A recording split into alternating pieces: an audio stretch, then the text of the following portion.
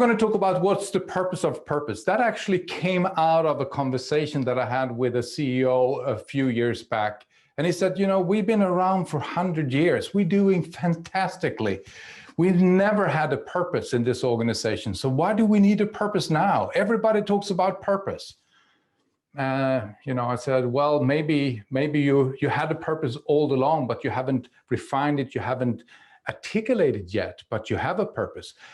That triggered a conversation, a lengthy conversation that actually still continue with this gentleman. And he said, you know, I sense that this is important, but I don't really get it. What is the difference between a purpose and a vision? What is different between purpose and a goal? Is there any difference of that? You know, why don't you come and speak with have a, you know, talk or a conversation with my top team and just, you know, what's the purpose of purpose? So he is the initiator of the title of this talk.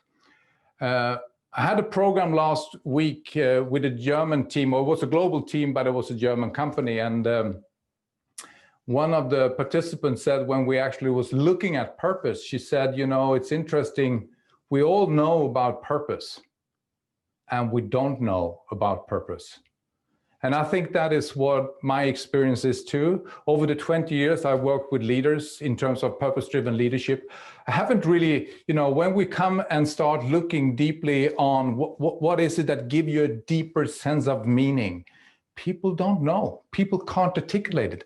That doesn't mean that they don't have it, but it's difficult to find words for it. And Harvard Business School, they asked 400 CEOs if they had a purpose that was beyond their role description. And it was only 20% that actually had that. So 80% didn't have that. Out of those 20%, there was just a very few people that could articulate it, that actually could voice, what is my purpose? So I'm just going to talk a little bit about that, share some of my reflections and my own insights around how I look at purpose, because I don't think it's one view, it's many views on that. And I'm going to start talking a little bit about the big picture. Why is purpose now? Why is everybody talking about it? And then looking at it from an organizational perspective, how do you embed the purpose into an organization? And then finally talk a little bit about personal, you know, how do you find your own purpose? So I need to look at my watch here. I have 20 minutes, basically. It's going to be a little bit more, bear with me. So first thing is, why purpose right now? I've been working with purpose-driven leadership for 20 years. Oxford Leadership have done that for Brian, who is the founder, did that for 30 years. We always brought in that dimension in any kind of leadership development program. We always had this component around meaning and purpose. No one asked for it. You know, for the first 17 years, I didn't have anyone that actually came to me and said, can you help us develop more purpose-driven leadership, or can you help us develop more, a purpose-driven organization? No one asked us that. We just did it. And mainly from my side, it's that all great leaders I met, very different characters over my career, but all great leaders have an inner compass. They're operating from some place inside of themselves. They lean into something that they believe is true. And it's an outlook that is not ego. It's not about me. It's about how can I contribute? How can I give? And you can see different layers of that. Of course, it can be on team level, organization level, society level. So it's on many different layers, but it's not just about me. It's about how can I serve? How can I help? And it's coming from that place. So why now? I think it's multiple things around why we talk about purpose right now so much. Every organization, you can't find a consultant not talk about purpose today, which is a really good thing. I don't know, anyone have seen Mandalorian? Can you wave your hand if you've seen Mandalorian? I see some Christina is waving her hand. Mo is waving her, yeah. So Mandalorian is a spin-off of Star Wars. And I'm just seeing that now. So I'm a little bit, excited about it. And it's about this space bounty hunter guy. And he's almost like a knight also. He had this codex. And he has this wording that he uses, and all the Mandalorians use. They say, this is the way.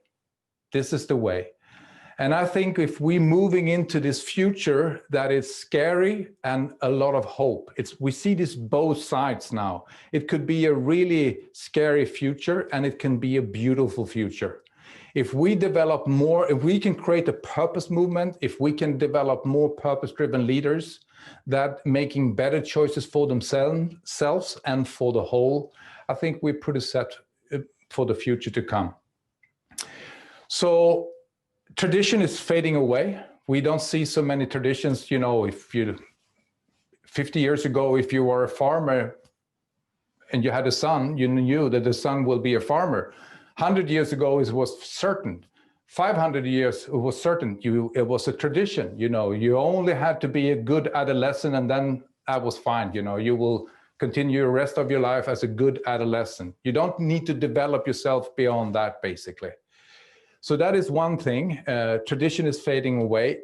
Complexity and speed is more vivid right now. We're moving into this fourth industrial revolution, and we don't really know. And the system that we have created that have served so many people for 150 years, if we talk about since the industrial age, it's not working anymore. Most top leaders I meet are exhausted. They're just exhausted. They have a sense that it's not working for me anymore. It's not working with what I'm doing, and it's not working for me anymore. So we start looking for something else. We start looking for meaning. What is it that actually give me a deeper sense of meaning? It's not, you know, that I'm creating shareholder value. It's not my bonus anymore. It's something else. I was talking to a guy in an organization, quite big one. It's 150,000 people. And this guy is heading the 400 top leaders development in the organization. He'd been there for quite many years now, but when I met him, he worked 5 years. So the first 4 years, he said, every one of these 400 guys came to me and said, what can I do to take the next step? What do I need to do to take the next step in my career? And the last year, he said, no one talks about that anymore. Everybody talks about how can I create meaning? How can I find meaning? How can we support and be a more sustainable company? So it's a very different conversation emerging all over the world right now. And then, of course, you have a lot of research around purpose right now. Dan Pink's talk, when he talks about motivation, he says 3 things: autonomy, mastery, and purpose. That I'm part of something, an organization or a community that has something that is beyond profit and product, if it's a company. Frederick Laloux, who wrote the book Reinventing Organization, when we look at how we will organize ourselves in the future, we will be much more looking at an organization as a organic or a biological view, like an ant farm or a beehive. So self-organizing, self-management would be one thing. The second thing he talks about is wholeness. How can you bring your whole person into your work? So we call it total intelligence. So your IQ, your EQ, your social intelligence, your physical intelligence, and your spiritual intelligence, which is basically what I'm talking about today, the spiritual intelligence. I'm not talking about God and religion. You might have that belief, that's fine, but I'm talking about the core of who you are. And we talk about many things. We call it the authentic self, higher self. Some people call it soul. Some people call it purpose. For me, it's the same thing. It's something deeper that you connect into yourself that is rooted in goodness and love. So he talks about that. So he talks about wholeness, and then he talks about evolutionary purpose. Then you have Rai Sisodia, who is one of the founders of conscious capitalism. He did the same research that, what's his name, Jim Collins did. Good to Great. I don't know if you read that book, but Good to Great.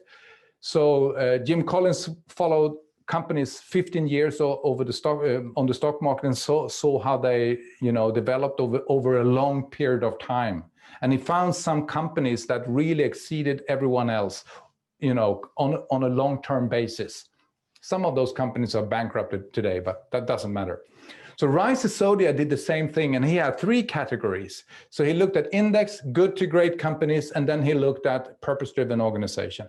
And the outcome of that research was that the index was about 100%, good to great companies was 312%, and purpose-driven organizations was 1,200% or 1,100%. So outperformed, good to great companies many times, but index about 10 times. So of course, when this data coming out everywhere right now, everybody talks about it. So you see some people saying, well, we need to be a purpose-driven organization because we're going to make a lot of money. And of course, just thinking like that, you are on the wrong track. It needs to be something that is authentic, that is real. So when you look at organizations today, I think everybody talks about it. But most organizations that I encounter struggling, how do we embed this into the organization? How do we make this come alive so it doesn't become kind of new kind of corporate frisbee that flies over the heads of the people, and people become more cynical than actually purpose-driven or excited about a purpose that is beyond profit and product. And I think we are now in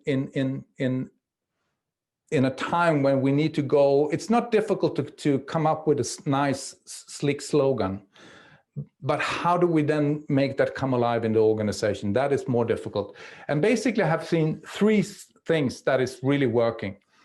The first thing would be when you see a leader who is purpose-driven, have an idea that I not just want to bring a product to clients, I want to also be a force for good. Our company can do better. We can do more for society. We want to be a player of building a society that people want to live in. So Pythagoras, for example, would be an example of that. So you have many companies when you have a very strong founder with an idea of how to organize and that are purpose-driven, and that creates a culture that becomes a purpose-driven organization. More so, I would say, big organization that Oxford Leadership work with is normally don't have that tradition or have that person. It could be pockets of beauty. That's the third thing, actually. It's when you meet leaders that connect or have already done that with themselves. They might go through a program with us and they just realize that, oh, this is really important for me. And I'm going to bring this conversation to my team. And I have multiple examples of that when leaders are actually holding a conversation with their team and they're creating amazing things inside a system that is not that purpose-driven, but they actually are navigating in that system and they're nudging the system also a little bit. And they know the system, but they are operating from purpose. And you see higher level of engagement, you see higher drive, you see better performance, a lot of great things come out of that. And then, of course, you have this other, the second one that I will start talking about is when big organization or an organization doesn't have that tradition of a founder, is for me, what I have seen working is when people actually connect to their own purpose. When you give people the opportunity to connect to their own purpose. And from that, then start a conversation. How is my purpose connected to the purpose of this organization? Then you really see something happening. When it becomes a real conversation. And of course, purpose is, bringing purpose into an organization. It's not a project. It's a lifelong conversation. Actually, Jim Collins, he also jumped on the purpose bandwagon. He said, he distilled his wisdom in 10 points. And the first one was create a purpose that lasts for 100 years. I think that's about right. Something that is stable. And let me see if I can write something down here. So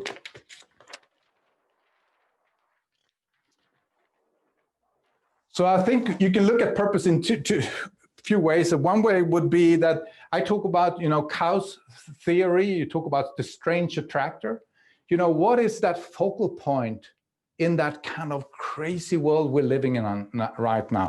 When everything is looking like this, when it's chaotic and I don't know.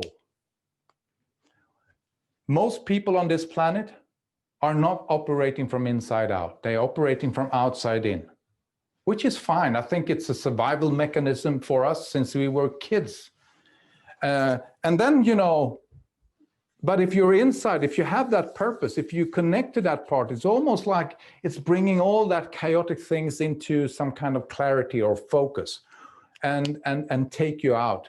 Another way of naming it is not that fancy as Kaus theory would be the kebab stick. It's like the stick in the kebab that holds everything together. That's the purpose. So purpose for me, when I'm talking about that, my understanding for it is that something that you already have. It's not something that you need to invent. It's detective work. It's actually going inside to reflect on what is that give you a deeper sense of meaning. And that is a lifelong process. And some of you, I know, I can just look at some on the screen here, not everyone, but some of you are young. So you're gonna live until you maybe you're 150 and 200 years old, mainly because of that bloody longevity research that they're doing right now. And it's not going to happen to me, but for many of you. And just imagine, you know, you can continue looking into your purpose, even if you're 200 years old, and you just go deeper and deeper and deeper. It's actually abundance of depth in that conversation with yourself. So purpose is about giving. And it's about contribution. And it's something unique with you. It's something unique with me. Everyone here, everyone on this planet is something that is unique. And at the same time, it's a paradox actually, because we are unique and we are at the same time the same. And my last 15 years, I've been working internationally. It's been with multicultural groups. So it's people from China, it's people from US, it's people from Europe, it's people from all the world, Africa, all places, and they come together. And when they actually start having a deeper conversation with each other, always it says, oh, bloody hell, we are the same. I had this Chinese guy, we did the program, and I asked if someone want to share something before end of the program. He raised his hand and said, yes, I want to share something. I'm Chinese. Yeah, we know. Yes, I'm Chinese. I always thought I was different. Always thought I was different. And now I'm spending a week together. We've been talking about deep things. We are the same. And it totally changed my worldview, how I look at the world. So it's something that it's unique with you, and it's something that it's the same, that you connected to all other human beings on this planet. Let me see if I can explain that in some form. So this is one of our models that we use. We call it the Pythagoras harmony triangle, because Pythagoras was really interested in harmony. What is it that creates harmony inside yourself? What is it that creates harmony in relationships to others? And what is it that creates harmony in relationship between countries? And basically he found that it was the relationship between three dots. And those three dots is self, it's life or others, and what he called truth, or called the divine. The old Greeks, when they talked about that, was referring to that all seeks and that will benefits all. That all seeks and will benefit all.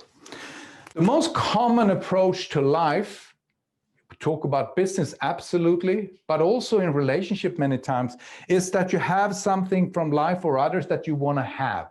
You want to take. You know, you put a ring on your finger and you say, well, now you're gonna make me happy. That's a recipe for disaster in any relationship, but you know, that's how it works.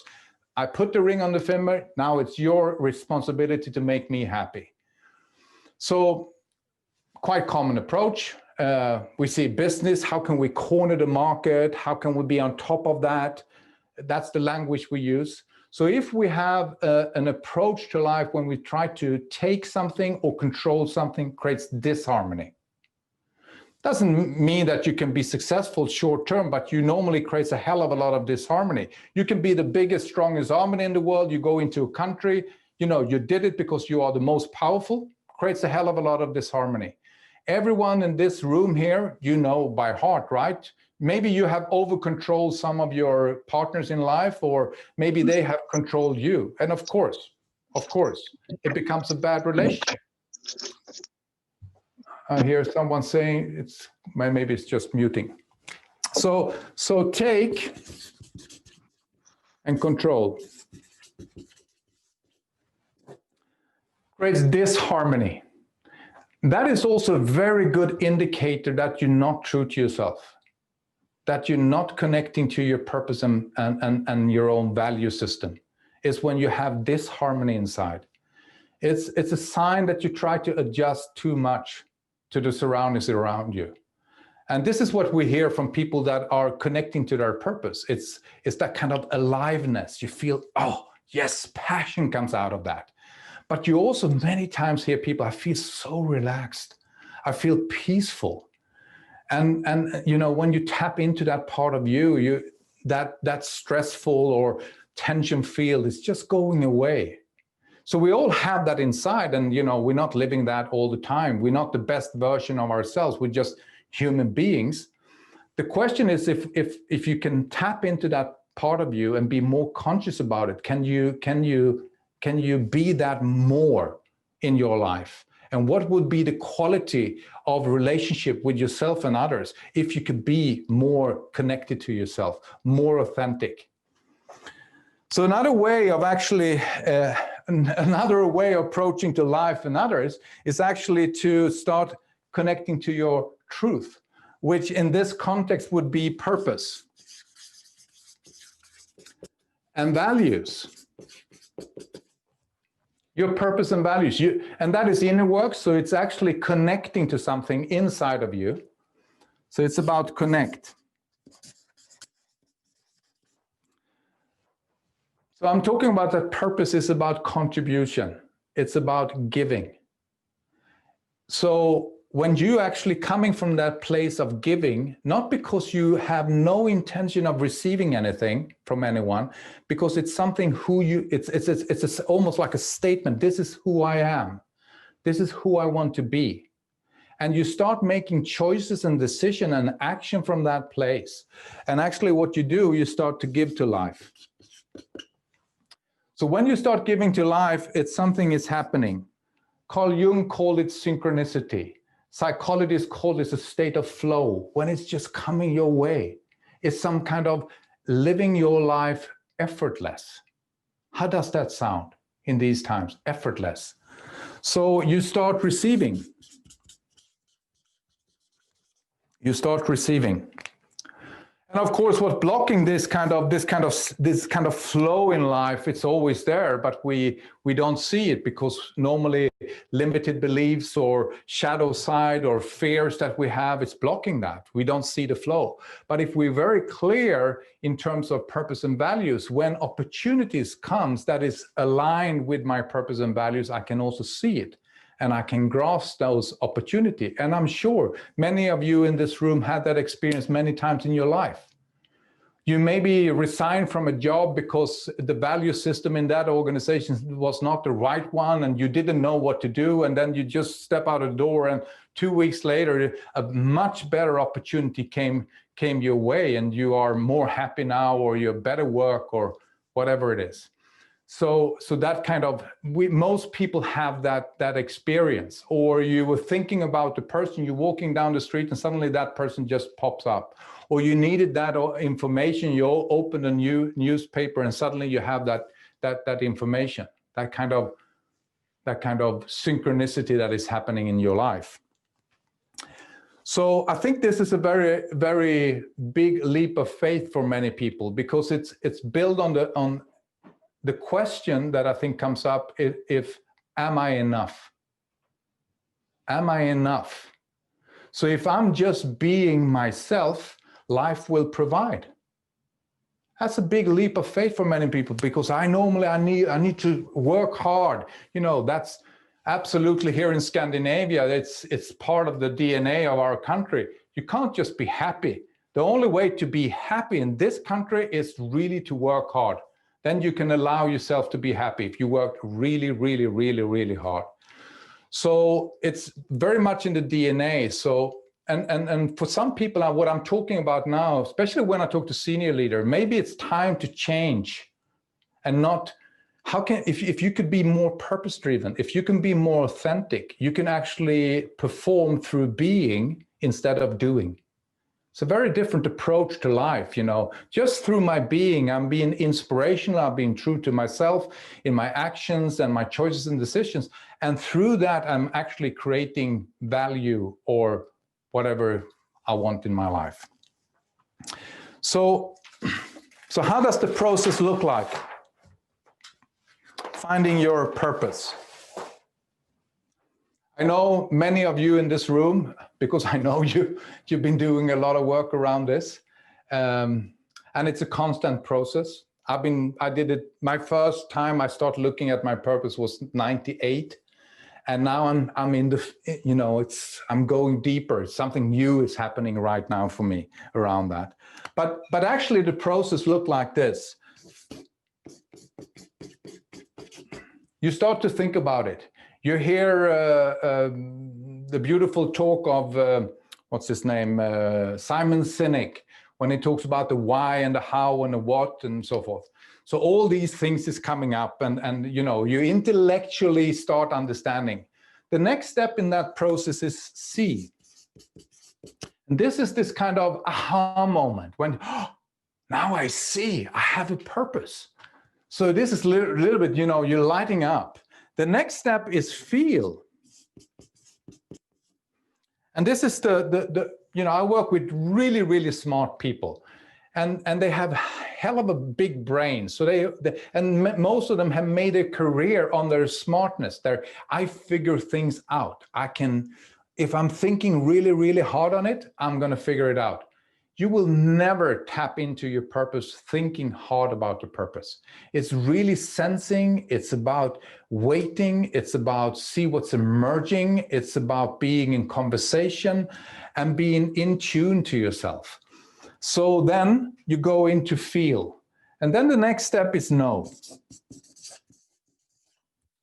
So it's some kind of knowing. When it's like, now I know that this is my purpose. And then the next step is be. It's something that you integrate in your life, in your whole being, and you start living it. And of course, then it starts all over again. You get some more information around purpose, and then you start going down again. So it's an iterative process. Let me come back a little bit to this also.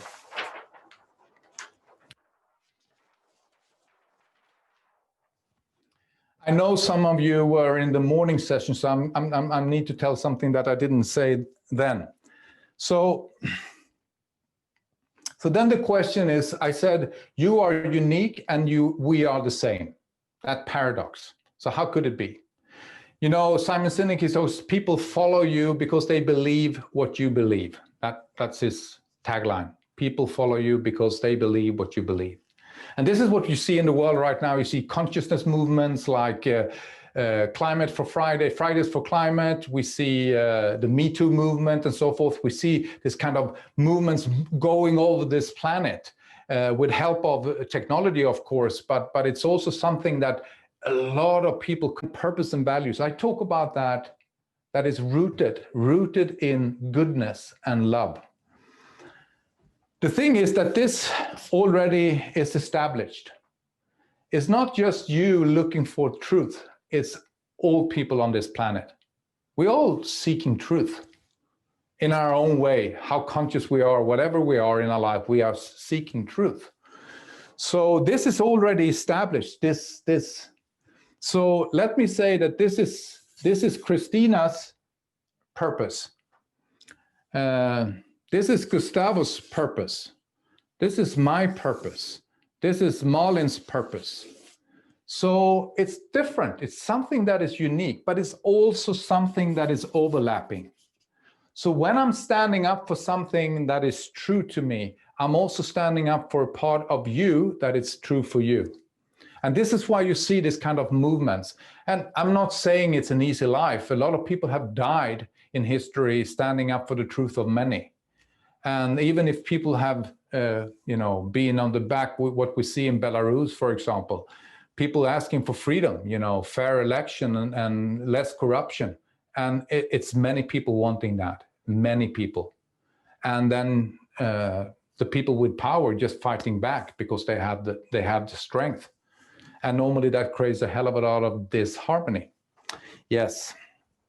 Okay.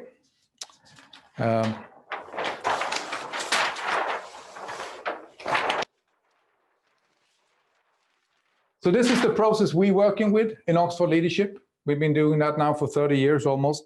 This is how we actually bring it into life. We start with something we call facts, so really lifelining, which is really important, looking at your childhood when you were not that conditioned. What was it that came easy for you? What is it that you love to do? What is it that, it's effortless for you to do that? And when you are that, you feel great about yourself, but it's also good for others. And then we look at insights, we're looking at shadow side, we're looking at patterns that you have accumulated in your life. What are the helpful and what are the unhelpful patterns? And then we come into purpose. So purpose, values, and vision is really what we call the focus part. So it's not just purpose, it's also your value system, because purpose is the why and values is the how. How do you bring life to your purpose? You can live. I'm sure you met people in your life that are not that easy to be around, but you love them anyway. Anyone have that in your friendship? People that it's not easy to be around? Can you wave your hand, but you love them anyway? Yeah, a lot of people waving your hand. Normally they have, because their intention is always good. The purpose, it's something, they're coming from a place of service and love, but they have a very shitty way of communicating it. So they are a little bit angry and so forth. So sometimes you need to get to know these people a little bit longer before you actually start loving them. And then you might meet people that have this purpose and the value is supporting that purpose. And they also have a clear vision of where they're going. So if I would live my purpose and values fully, how would that look like in all my relationship? How would I look at myself? How would I look at others? How would I look at my work? And when you actually tap into that source or that power in you, I would say that it's transformative. You start walking differently in life. I know many of you in this room have already experienced that. You start walking a little bit differently. Some walk very differently. They are going 180 degrees in the new direction. Most people don't. They go back to work and they start looking at their boss a little bit differently. They start treating people a little bit differently. They start having better relationship with their spouse at home. They are more connected to their kids. So it's a lot of good things coming out of this. So we see more resilience also in leaders that are purpose-driven. We see making better choices and decisions. We see high level of engagement. So it's a lot of good things, passion, all these things we want to see in organizations coming out of this. This is the source of that. So I normally say purpose is not the answer to everything, but it should bloody hell be the starting point for everything. And we see also high level of ethics coming out when people are connecting deeply to something inside of you. They become more ethical choices. And this is absolutely what we need on this planet right now. We need more ethical leaders. Because if we don't, if we have engineers and we have leaders that are not operating from that source of ethics, we're going to go in the wrong direction for sure. So high technology, high ethics, wonderful.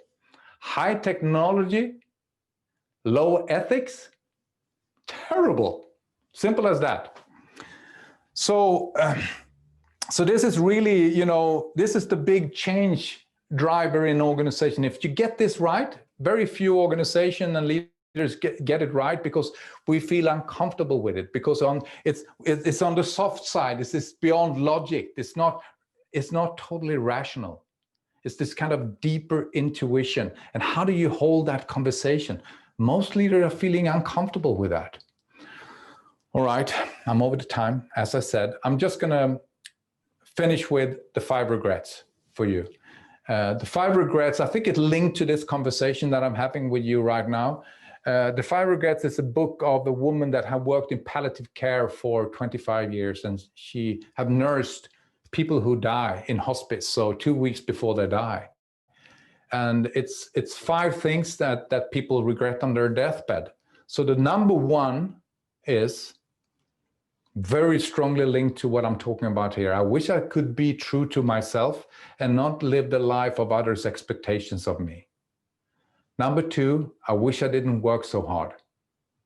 Number 3, I wish I have expressed my emotions, not the toxic ones, you know, anger and hate and resentment, but love and care and appreciation, you know, and trust, all these things. Why didn't I say that? I felt that, but I never said it to people around me. The 4th one is, I wish I had stayed in touch with my friends more. I think it's strongly linked to purpose and values and happiness in life, basically, is relationships. How do I nurture good relationships? And then the last one, I wish that I had allowed myself to be more happy. People find out 2 weeks before they die that that was a choice. I was grumpy, I was not cheerful. I could be much more light, much more playful. I choose not to be, you know. We're not always happy, but I could be more happy. Allowed myself to be more happy.